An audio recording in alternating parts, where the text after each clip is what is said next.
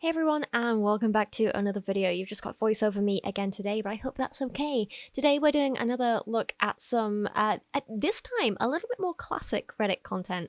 About 2 years ago, this crazy thing happened on Reddit where a subreddit was started called Meet Me in the Art Room, and it was inspired by this post, which says, am I the bad guy for starting a house project without discussing it with my wife? Which sounds nice and innocent on the surface, but it ended up being like a whole saga that revealed a hell of a lot of crazy stuff with this man and his feelings for a friend of his.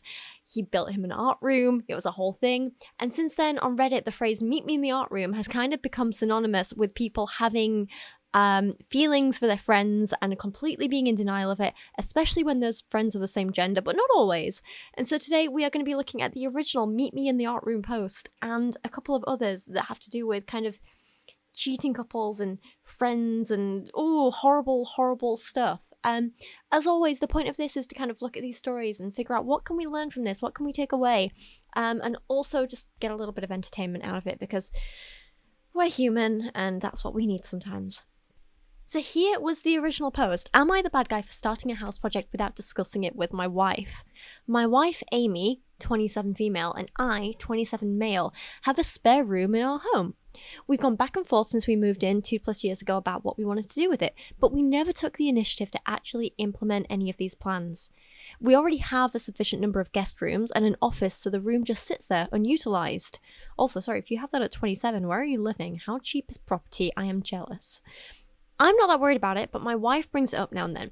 These mentions are just of the unused room itself, not of anything concrete she actually wants to use it for. I made a new friend, Ben, 30 male, about 8 months ago, and it was very much one of those we connected from the first time we spoke to each other situations. I've actually never had that many close male friends, so this connection is especially important to me. The conversation flowed so easily, we had loads in common. I didn't think such a huge amount of genuine love and respect for a person could be developed in less than a year, but it's been very cool to experience that and get to know him. I wonder if he also speaks about his wife in the same way. One of the things we bonded over was a similar love for art and music. Ben is way more talented than I am when it comes to painting, but it's something we both enjoy.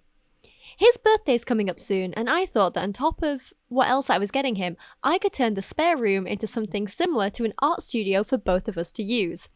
I already ordered a few things for it, and was getting ready to jump into painting the walls when my wife came in and demanded to know what I was doing. I explained that I was finally fixing up the spare room. She said it was unacceptable I'd done this without confirming with her that it was okay, but I didn't think I would need to since it's been 2 years and the room has basically never been touched. Am I the bad guy? And then we get a hell of a lot of updates and comments and, okay. I'm going to take you through both the updates and some notable comments that have been highlighted in this Best of Redditor Updates post. But just to summarize there, this man is married, he presumably owns a home with his wife, and he decided for his new friend's birthday, his friend of 8 months, he was gonna turn one of the rooms into the home he shares with his wife into an art studio for this friend without consulting his wife. Like, it's a lot. I can see why the wife was mad. Before we cast any judgments, before we discuss this, let's read the updates together. So, this is the update. First off, I'd like to thank everyone who was compassionate towards me in the comments.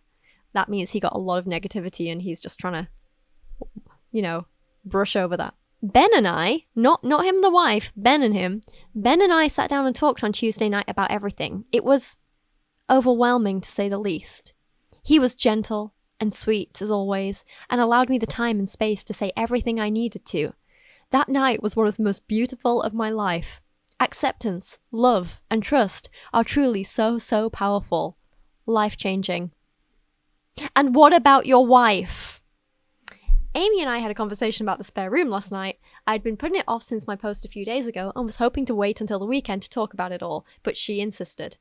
I did as a lot of comments suggested and used the renovation as a lead in to talk about the other things going on. I told her that her reaction to it brought up a lot of confusing emotions for me that I've spent the last few days working through, and things continued from there. I toyed with the idea of couples therapy and it was something she suggested, but I don't think it's a viable option. I love her, but I've come to realize I was never in love with her like I once thought. And after getting to really and truly experience that, it wouldn't be fair to either of us if we tried to force something that I'm not capable of giving to her. I'll be splitting my time, staying in one of our guest rooms / with Ben in his apartment for the time being while we separate and work things out moving forward. Obviously, this means the room reservations have been paused until further notice. I'm really, really excited for the future. So if you didn't catch that, he's basically dumped his wife for Ben. And he doesn't care. He's so happy. He's like, nah, screw the wife. I'll be staying with Ben. I'm really excited about this. Like, I have comments to go through with you yet, but it's just, I understand people who maybe like don't question their sexuality until later in life. That's fine, can relate to that, all good. I understand people who are kind of forced into these heteronormative relationships and only feel safe to come out later. That's fine. Without saying too much personal stuff, my sister's wife divorced her husband after having 3 kids with him and, you know, living a whole life. And she didn't come out until like her 50s. And then she met my sister and married her. And, you know, it was a tough time, like the whole transition between leaving and coming out and everything like that. But now she's very, very happy and living a very authentic, happy, fulfilled life. And everyone's very happy for her, including her ex-husband, including her kids. So I get all that.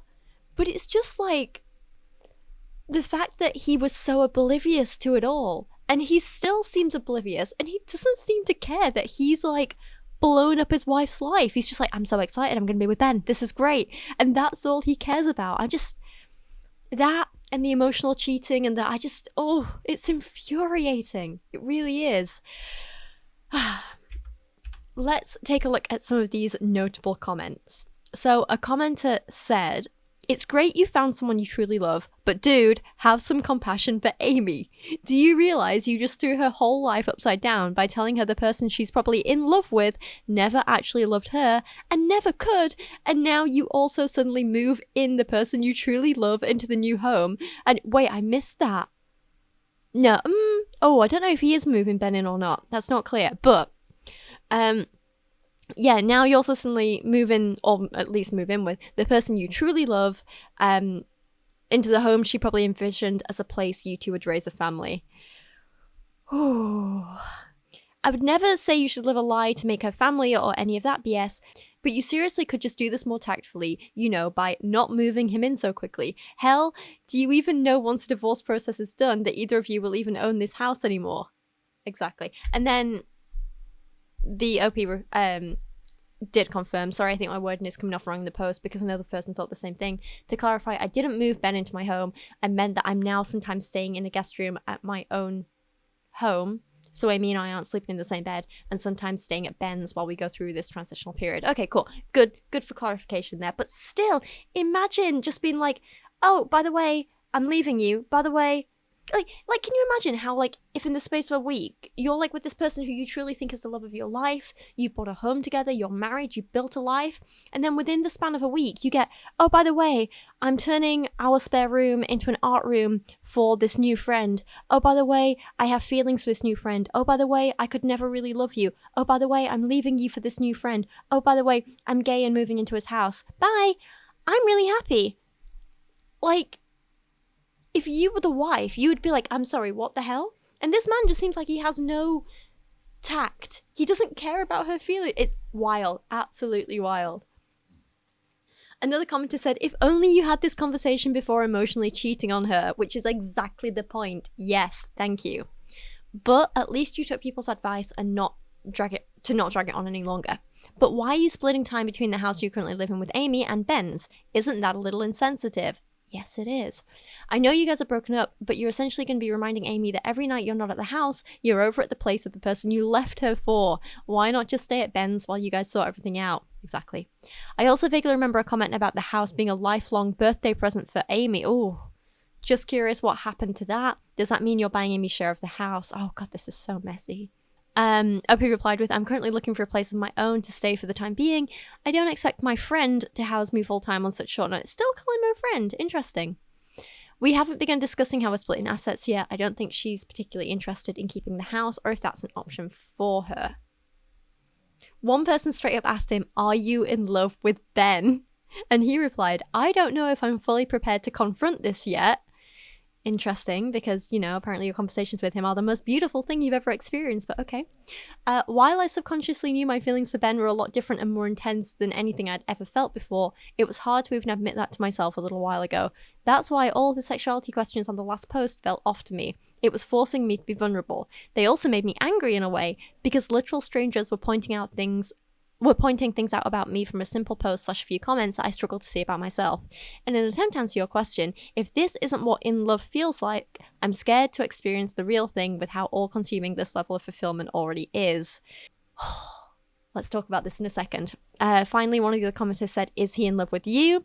And OP said, "You'd need to ask him that one. The level of care and overwhelming support I've received all throughout our friendship, but especially since we had our conversation, certainly makes me feel loved." Oh god, this is so difficult, because on the one hand, like, you don't want to crap on someone coming to terms with their sexuality. That is a difficult thing to deal with, and especially, like, depending on where you've grown up and who you've grown up around, that can be a really vulnerable thing. You want people to have the time and space to do that, not feel any pressure. They shouldn't need to share it with people before they're ready, but at the same time, it's like you are having an emotional affair and cheating on your wife, and that's not okay regardless of what your sexuality is. So it's difficult, because on the one hand you want to have this empathy for him, but on the other you're like, what about your wife? Like, what about her feelings? You don't seem to care about how betrayed she feels, how upset she feels, none of this. It's just, oh, it's such a complicated story. There's so many things here. It's like, it's frustrating, it's a little sad, you feel anxious for him, you do feel pity for him as well, and then you feel it for the wife. But as much empathy as you feel for him coming to terms with his sexuality and figuring this stuff out, he just, oh god, he's so infuriating in that he kind of refuses to acknowledge how far this cheating went. So in some of the comments here, someone pointed out, I'd add some of OP's comments, especially when he mentions he bought Ben a $3,400 pair of Gucci shoes for his birthday, while his wife got a $230 Kate Spade bag for hers. So, I mean, both of those are extortionate amounts of money, ridiculous. But the fact that he has been doing this for so long, and like, not only spending so much time and emotional energy with Ben, but money as well, and like the stuff that he wasn't giving his wife, it's like, this wasn't even just like a little bit of cheating, this was a full-blown emotional affair. And like, regardless of this guy's sexuality, let's have a little bit of sympathy for his wife here, you know? Another person points out that all the comments in the original post are like, "You're emotionally cheating with Ben and you need to stop," and OP is like, "I can't live without Ben, but I'd rather not think about my sexuality," continues to deflect. Another person points out that the most important fact that was omitted in the first post is that he was planning to give Ben keys to the house to use the room. I can't even be slightly happy for OP for figuring out his feelings because of how selfish, inconsiderate, and obsessive he's coming across. Tells you everything you need to know about how much he valued his wife as a person when she was the last one he went to about shattering their life. And this is exactly the point. Like, if you have these feelings for someone else, address it. If you are questioning your sexuality, address it. They're all, I don't know, I guess you could say normal things, but they're all reasonable things, understandable things. Like, but the fact that he just refused to confront it and was like, "I'd rather cheat on my wife, go behind her back, convert her space into something for the person I'm cheating with, allow the person I'm cheating with unlimited access to my home without even telling my wife," that's just wild. It's absolutely wild. And because of this, Meet Me in the Art Room was founded, it began, and it became a place where people would share stories of people cheating or having emotional affairs with friends, even when they couldn't understand that, like, that's what they were doing. They were in denial about their feelings for another person, and it's just a very infuriating subreddit. Like, I picked out, I think it's 2 more stories for you. This one is not a same-sex relationship. This is a man cheating on his girlfriend with a friend called Megan. Just as infuriating. Listen to this. "Am I the bad guy for humiliating my girlfriend in football? So this happened last week, and my girlfriend's still upset about it. Well, she's still upset after that long, then yeah, you're probably the bad guy. So my girlfriend and her friends host a football/soccer match for fun once in a few weeks, and they invite other people to play with them. And this time, my girlfriend asked me if I want to join them. I agreed as it seemed fun. A lot of people had showed up. I was chosen as captain to make the teams along with another guy. Let's call him Mark. I ended up going first, and one by one, me and Mark picked players to make our teams. So at the end, it was my turn to pick, and the only ones left to be picked were my girlfriend and one of her friends. Let's call her Megan. You already know where this is going. You already know. Before the match, we practiced for some time to warm up, and I'd noticed Megan seemed to have potential and was a better player than my girlfriend. My girlfriend also played as goalkeeper, and we already had a goalkeeper on our team, so I picked Megan over my girlfriend, and my girlfriend went to Mark's team. So, to clarify, he's like, hey, girlfriend, you organised this whole event, and you were nice enough to invite me along, so now let me ignore you and choose to play against you so I can pick one of your friends instead. This might not be so bad, but it gets worse. It gets worse. At the start of the match, it seemed like I was the best player on the pitch, so I decided to go easy on them and played as goalkeeper. But then I conceded a bad goal and we were behind. Okay. So I went up to play. I thought you already had a goalkeeper on your team. Why? This makes no sense. Where are the consistencies? So inconsistent. So I went up to play as forward with Megan, and soon we started dominating. Me and Megan seemed to have great chemistry, and we both scored 3 goals each, and it was 6-1. Bearing in mind, he says his girlfriend is goalkeeper, so him and this girl, this woman that he has great chemistry with, are basically just like going hard against his girlfriend. I see why she's upset. After that, we decided to go easy on them and let our fullbacks come forward to have a chance to score and get some assists. Things got so bad that even our goalkeeper had to come forward and scored a goal. Our opposition stood no chance and we won 10-1. All the other woman stuff aside, this level of competitiveness just doesn't sound fun, especially when you're playing against your girlfriend. It's just, I don't know, it doesn't seem fun. It's just a fun game between friends. Just have a laugh with it, right? Yeah. My girlfriend was the goalkeeper of Mark's team, so she wasn't very happy about it. I don't blame her. She told me we should have stopped scoring after it was 4-1. I don't see what's wrong with scoring. It's just a game for fun. Yes, it's just a game for fun. You don't need to go so hard. Let the other team have some fun. Ugh. But girlfriend says me and Megan humiliated her because we even nutmegged her a few times. I don't know what that is. Let me Google that. Okay. When you nutmeg someone, you kick, roll, dribble, or throw or push a ball between an opponent's legs. Okay, so they're purposely doing cheeky, kind of slightly aggressive things to show off at the expense of the girlfriend. Yeah, I can see why that would be humiliating. Your boyfriend and some other woman are basically aggressively fighting against you in what's supposed to be a fun match. Yeah, I'm with the girlfriend on this. My girlfriend was also upset about my celebrations with Megan, and because I exchanged Insta with Megan. Oh, what were these celebrations, mate? Oh, go on. She said I shouldn't have touched Well, there you go. She said I shouldn't have touched Megan, but I just hugged and high-fived her after scoring goals, and I only exchanged Insta to keep in touch with her as a friend. But my girlfriend is still upset about this. So am I the bad guy? Yes. Yes, you are. It's just crossing so many unnecessary boundaries, and the whole we had such great chemistry, shut up. Shut up and respect your girlfriends. This girlfriend deserves better. She absolutely does. There was an edit to this that said, since a lot of people are asking, Megan wasn't the only person I exchanged Instas with over there, but my girlfriend was upset about me doing it with her. Yeah, maybe because you were ooh, we have great chemistry. Plus, I guess I should have worded it better, but I didn't know a lot of people there, so I wanted to be the goalkeeper and didn't pick my girlfriend. But this makes no sense. But after conceding the first goal, someone else on our team offered to replace me as goalkeeper, but yeah, I understand I was the bad guy there. I will try apologising to my girlfriend. Yeah, you should, mate. As one of the commenters points out, oh god, okay. I can't say these words, right? I was out with Alizi, she came up to Harrogate last month, and we went to this, Comic-Con together, and we were talking about how, there are just words that I can't say because I'm not cool enough. And Riz is one of them. She's taught me what that means. Today she sent me an Instagram post that was something about aura points. And I was like, what is this? This makes no sense. And I think that's something else I can't say. Bruh is another thing I can't say. I'm not cool enough. I've got that like nerdy voice thing going on. Like, I cannot use phrases like Riz, aura points, or bruh in casual conversation and have it sound natural. I just sound ridiculous. I'm so sorry. But bruh, in a casual game, especially if you're the best player, your first pick is always your significant other. You're the bad guy. Exactly. Another person pointed out he couldn't pick his girlfriend because they already had a goalkeeper in the team. Like, what? There's no way he picked a rando for that position before he thought about picking her. Does he even like his girlfriend?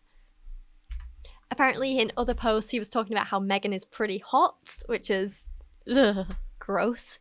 Another person said, wow, you're the bad guy. Do your girlfriend a favor and leave her for Megan if your chemistry's so fantastic. Snarky, and it's deserved. I love it. Another person said, right, why did I get jealous for his girlfriend when reading that? Like, same. I had those feelings.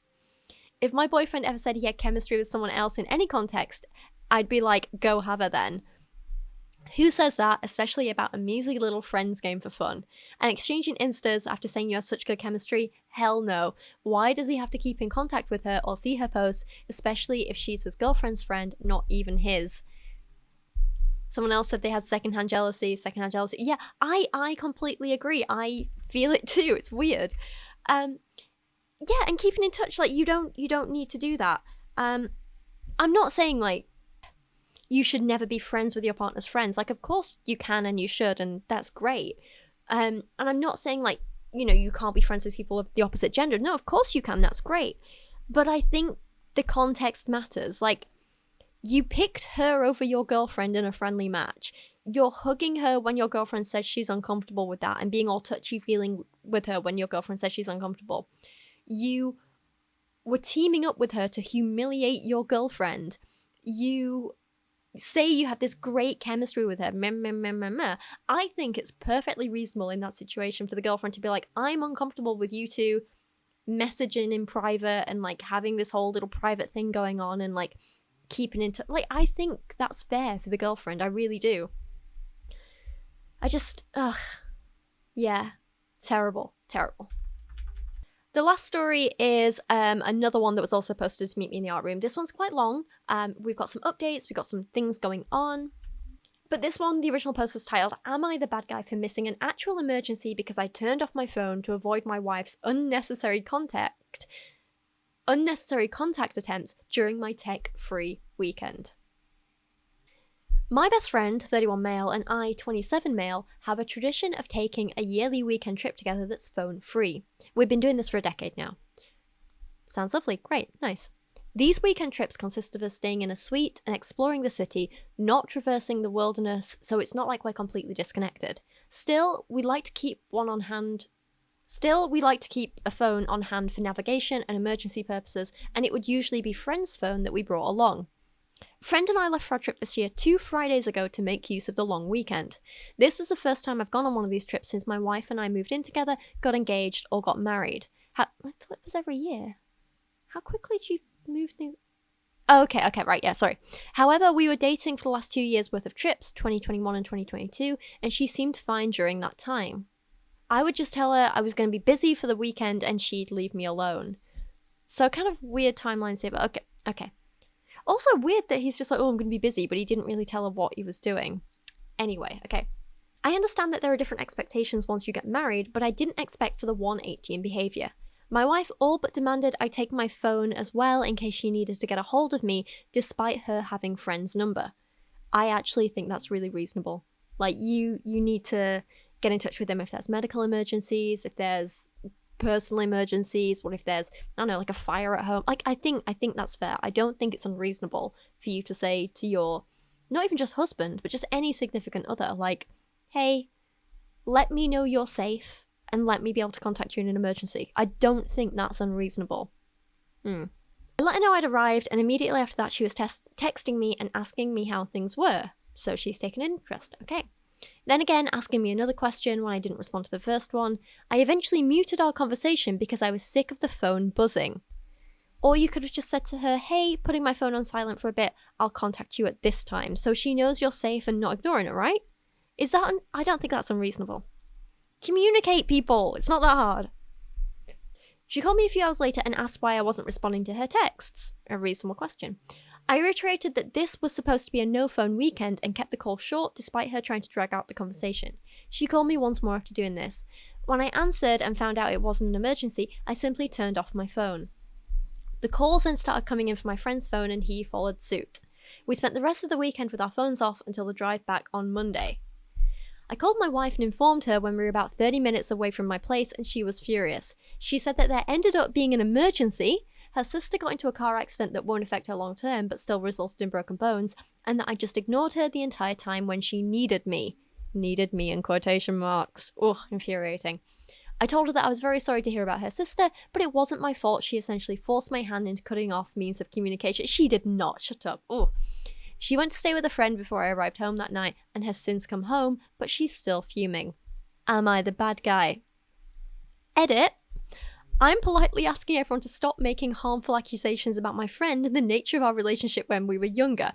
It's making me uncomfortable, and not in the I'm having an epiphany way you guys are hoping, but in the you're jumping to incredibly crude conclusions about someone I love and trust based on a tiny snippet in our life. Edit 2, thank you for all the kind messages. I just checked them expecting more anger, but instead have found lots of compassion. I appreciate that so much. And I think to get the full context here, you have to understand what the relationship is between him and his friend, because this isn't just a platonic friendship. There's more to it. He would build him an art room, shall we say. But even if there wasn't, like, I don't think it's unreasonable for the wife to expect communication and for there to be, like, you know, a way to communicate in an emergency. And this was an emergency. Her sister was in, like, a serious car accident. Like, that's a scary thing. I think if he'd actually communicated with her that, like, hey, we're doing, like, a phone-free thing, you can contact me at this time and this time, I'm going to be out of contact this time, like, she wouldn't have been freaking out so much in the first place if you just actually communicated with her instead of being so short and off with her in the first place, you know?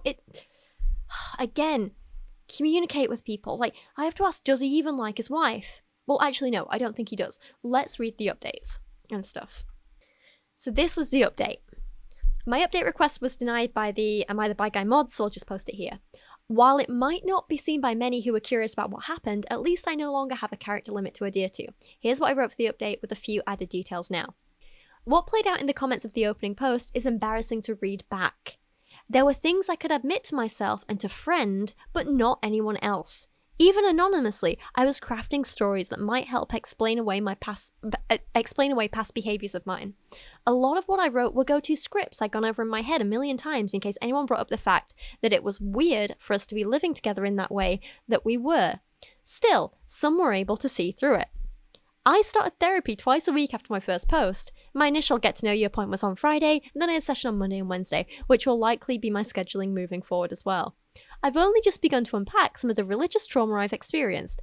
I know this is going to come as a shock to some of you, since many seem convinced Friend was a villain, but my therapist has continuously praised his presence in my life. Going to a public high school, getting out of my hometown bubble, and having someone there who was able to ground me and understand me helped me not sink further into shame and guilt. I could have been so much more repressed if things had been different. He was welcomed into the latter half of my last session, and it was so healing. I cherish our life together. Him granting me so much patience makes me feel loved beyond words, and I'm working to believe I deserve it. I'm also working to remind him how much I love him. He says he already knows. Smiley face.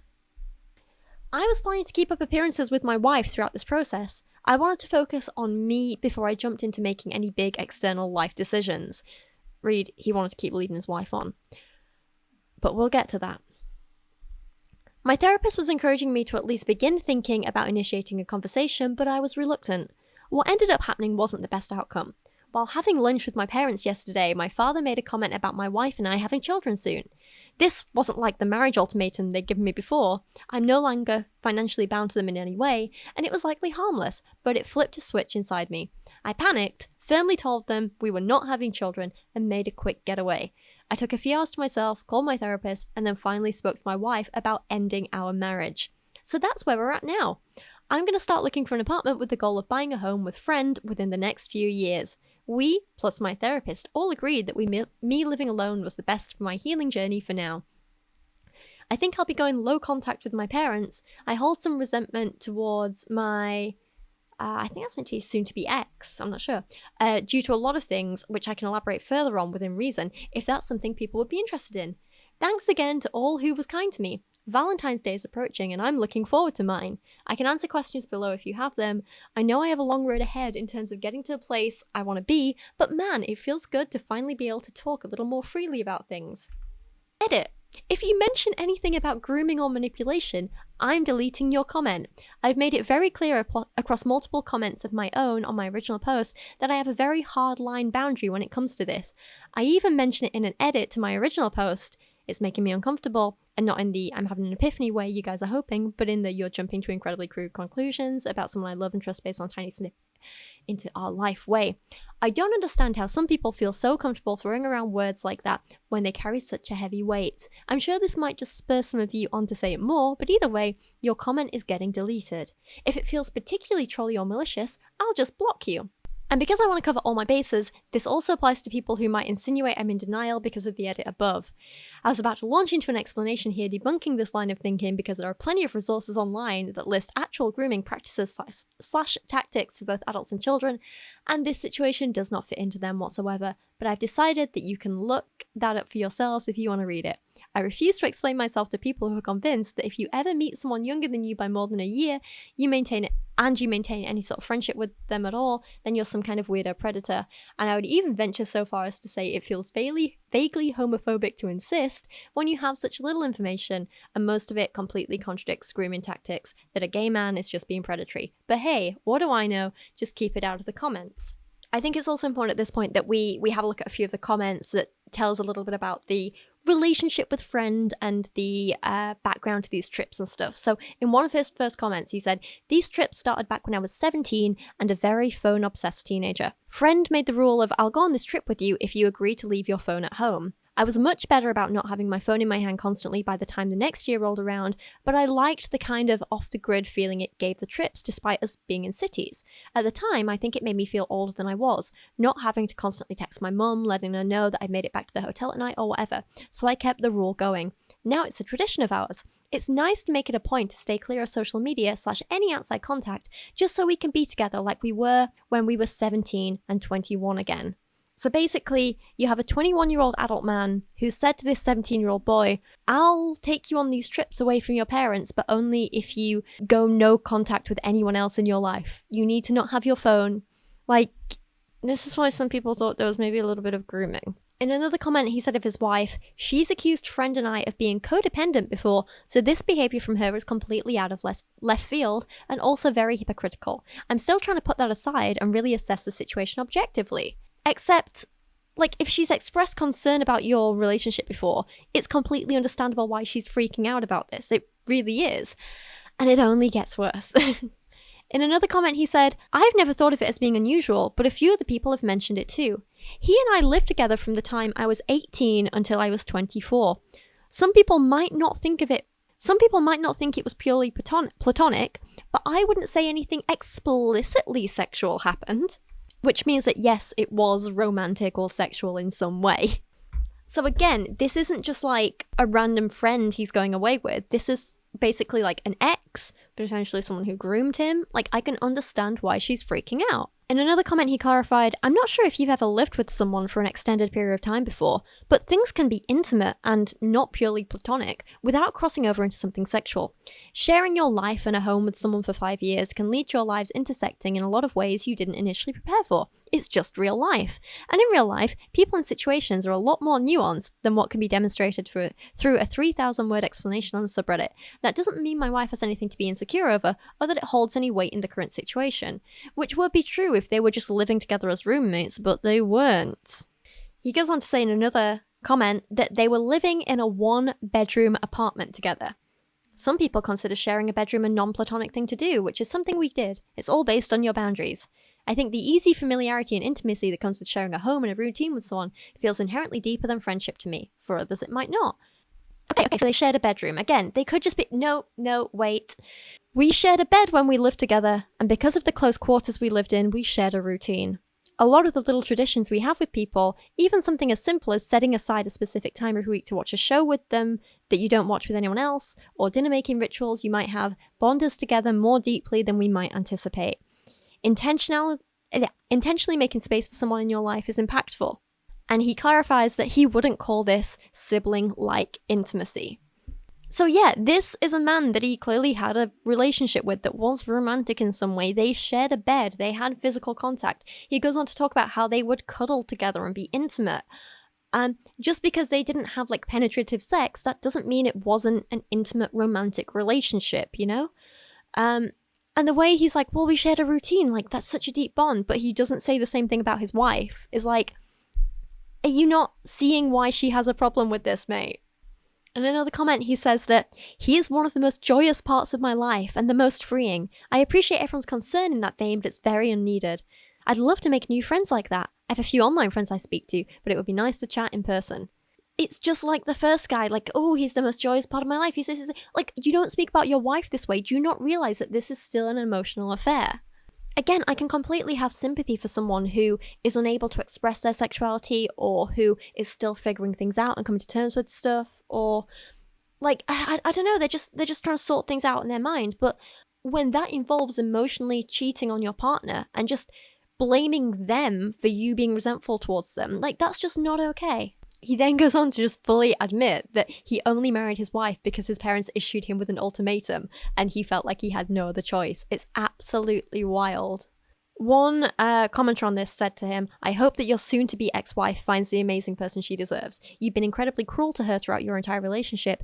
You married her knowing you were in love with your best friend. You used her as a beard. She deserves everything her lawyer is going to fight for.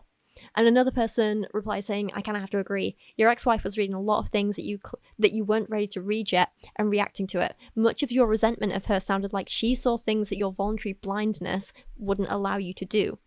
You were making a lot of I statements. Sure, that keeps things clear, but did you consider at any point her I statements, what she needed, what she's endured with all this? It's good that you have a counselor who's helping your healing journey. I just hope you try to do something about the fact that the way you're handling your healing is actively hurting someone else. Another person says, I so much agree on this. This man used his wife without her knowing a thing to hide his homosexuality. He literally stole her years just for himself. Such a selfish person who is not even bothered to explain that he was in love with another person for the whole time.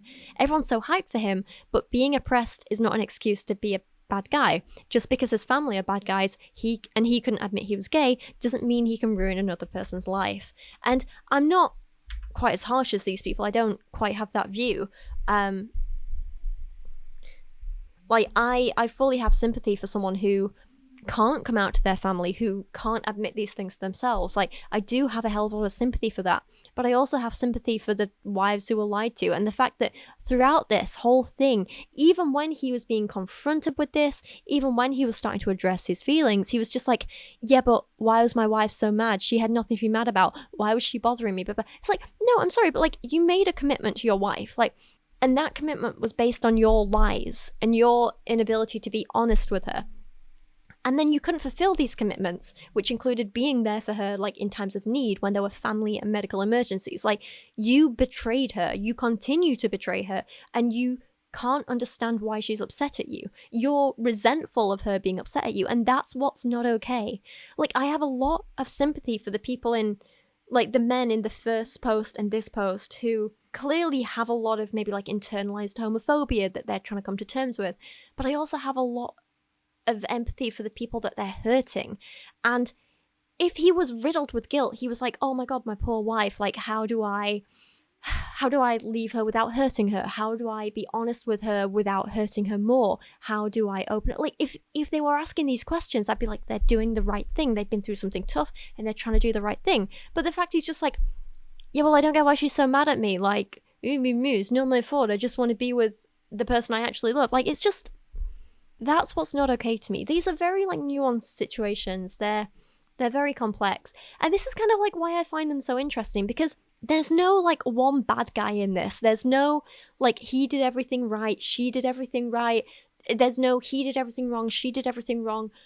But like there's a lot of nuance where you can see like, oh god, like I feel so sorry for him having to go through this, and I hope he's okay here. But also, why the hell did he do this, this, and this? And I think it's really good for understanding the complexities of the human experience and what it's like, and how no one is entirely good or bad. And I think it's actually quite nice because if you look at his Reddit account to this day, he's now posting like pride posts, and he's talking about like kind of being a lot happier and more open and accepting his sexuality. And he says things like, I struggle with regret and guilt for a lot of things, and I don't know if that'll ever go away. Still, I continue to make amends to the best of my ability. And I think that's a really positive thing to kind of like try and take away from this. But at the same time, like, there's still a lot of messed up stuff he did. And like so many people in the comments are still angry with him, like saying that him and, you know, the guy he was cheating with, like, they're crappy people. They're saying like, I hope your wife's doing well and that she heals from this. Other people are saying that like he isn't being fully honest with his therapist, and they think that he's like, one person said, I'm not one to throw around assumptions of psychological disorders, but I genuinely believe this guy is some type of sociopath. He doesn't care about any damage he's done to anyone else as long as he gets ahead on what he wants. And because like there's a lot more in the like, he left so many comments, he had so many posts. There's like some really crazy stuff going on. I don't know if he was groomed. I don't know. It's very. Another person said, I hope your guilt and regret never go away. Maybe your heart should hurt for the woman you used for years so you could cosplay Brokeback Mountain in a hotel room once a year. Oh my god. That's brutal. Oh, that is brutal. Another person said, Happy Pride. Friendly reminder that using a person emotionally and physically for years is one of the most horrific acts a person can commit, especially when they try to justify it and hide it. The damage you did and continue to do to that woman will have no end. The least you could do is pay for the lifetime of therapy she will need. How can someone be so selfish? I hope that your wife has a caring, good, and honest man in her life, basically the antithesis of you. It sickens me when abusers get their happy ending with their enablers. I guess it's another crappy part of life. God, more people calling him a sociopath. It's just wild. Some people saying you're sick in the head for what you did to your wife. I feel like maybe there was even more to this that I haven't quite seen in detail. Because I get that what he did was a really crappy thing. He did treat her badly. There's a lot to be angry at there, but I'm not sure the whole calling him a sociopath thing. I don't know if I've seen proof of that.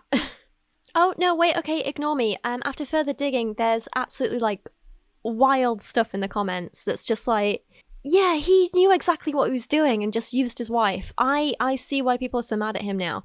Like, here's one comment. Did you ever have separate beds? No, we both love cuddling and being close, and neither of us ever had a problem with that arrangement. At any point before your marriage, did you and friend define your relationship? Yes, life partners was the term we used a lot. He's mine. So you already have a life partner, and you decide to lie to a woman and marry her and trick her and just lead her on for years. Oh, yeah, I get it now. I get this is wild. Absolutely wild. The wife was the other woman.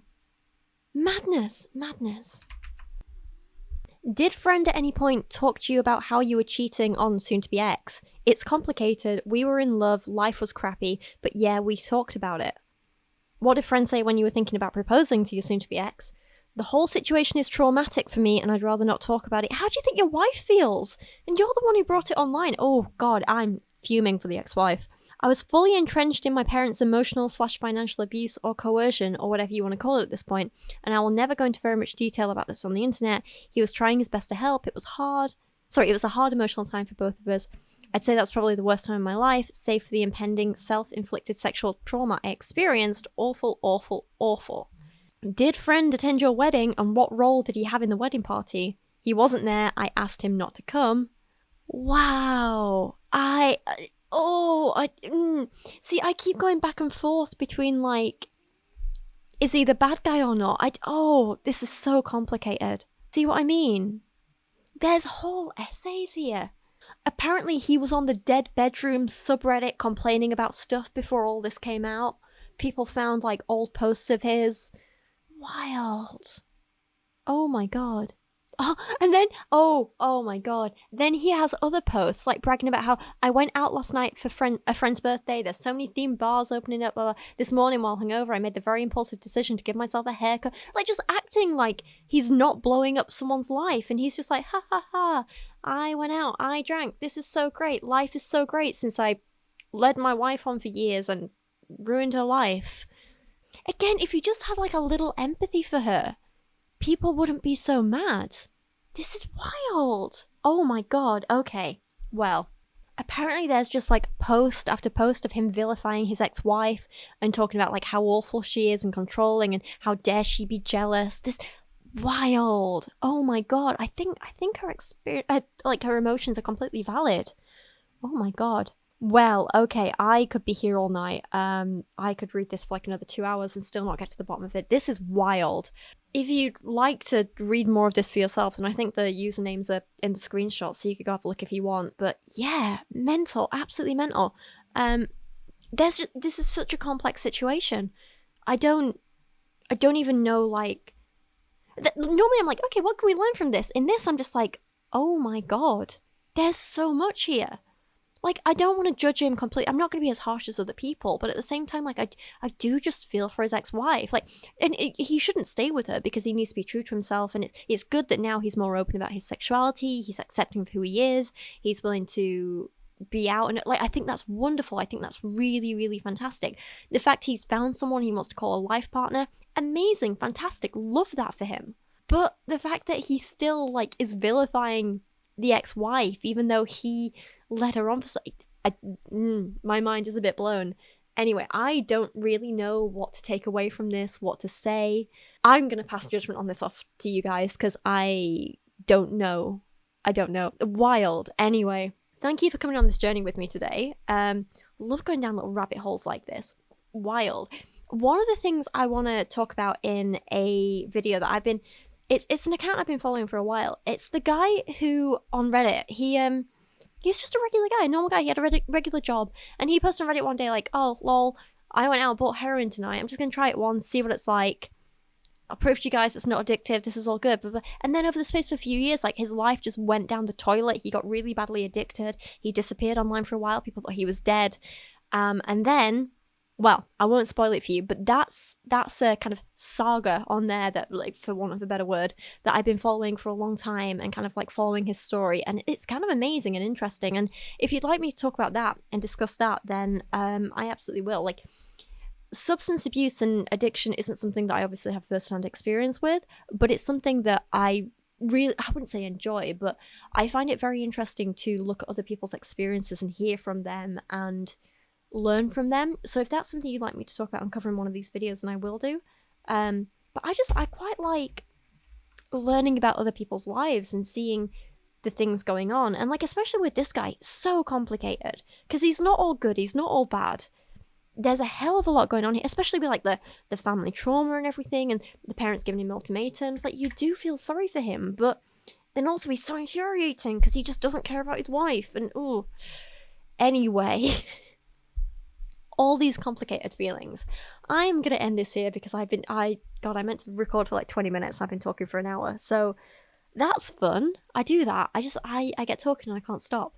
But at least I'm sharing it with you and not just doom scrolling on my own in bed. So that's something, right? Anyway, thank you for watching today. Let me know your thoughts on all of these stories down in the comments below. I don't really know what to think. I don't want to pass judgment on... I'll pass judgment on the second guy. He's a bad man. But the other two, it's complicated. I'm not going to judge too much. But yeah, for now, thank you for watching. I appreciate you guys, and I'll see you again soon. Have a lovely rest of your day. And yeah, that's all from me. Goodbye. Oh, no, wait, one more thing. I just found another post where apparently he apparently was making out with a friend while married to his wife, and then would, like, gaslight his wife into thinking she was crazy and clingy when she was, like, insecure about the whole thing, and he was just manipulating her the whole time. I'm with it. He's a bad guy. Bad guy. Oh, that's wild.